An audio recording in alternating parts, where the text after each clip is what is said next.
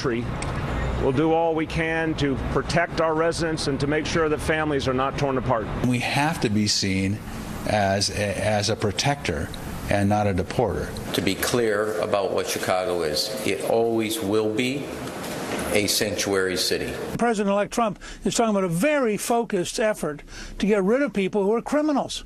Now, you would think that the mayor of Chicago, in the middle of the worst murder pattern in the city's history, would be thrilled to have somebody help him get rid of criminals. This is madness. Well, take a look at this map.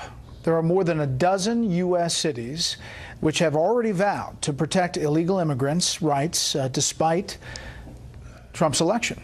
And there you have it. Donald Trump on the campaign trail talked about holding back federal funding from these cities if they do that. A.B. Well, the actual holding back of federal funding is a little complicated. There is a rule that they are in violation of, but it's a little murky. The point is this. There will be some immigration reforms coming, some immigration and security reforms. There will be a package of issues, a fence, a wall, a combination of lots of different things that the Congress is going to push. The Democrats have to make up their minds.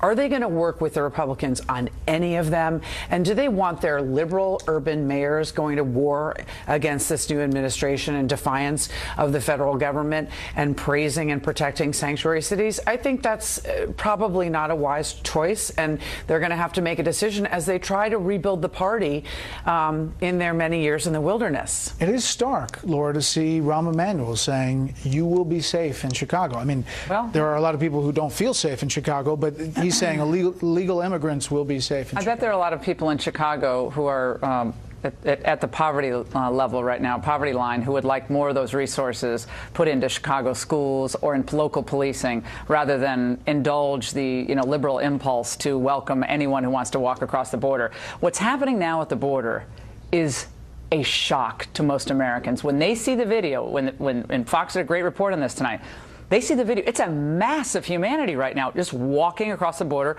coming across the Rio Grande. This is a peacetime invasion of the United States. And I understand there are a lot of people who are desperate. I get that.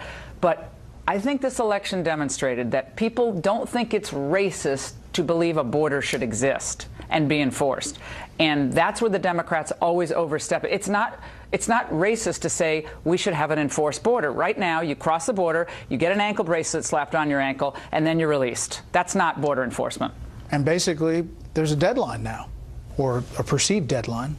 But sanctuary cities were a scandal before Trump. There's a defiance of federal authority. Federal authority is legitimate. The people who did this in the past were the racists in the South who defied federal authority on civil rights. So now it's in the name of something that appears to be humanitarian. But it should be. It's something that should not be allowed. The Democrats have tolerated it. And I think Trump would be within his rights to withhold funds, and he should. And the Democrats are making a big bet, and a mistaken one, if they decide they're going to defy the federal government and what seems to be common sense, control your borders. As the Democratic Party tries to find out a way forward in the next election.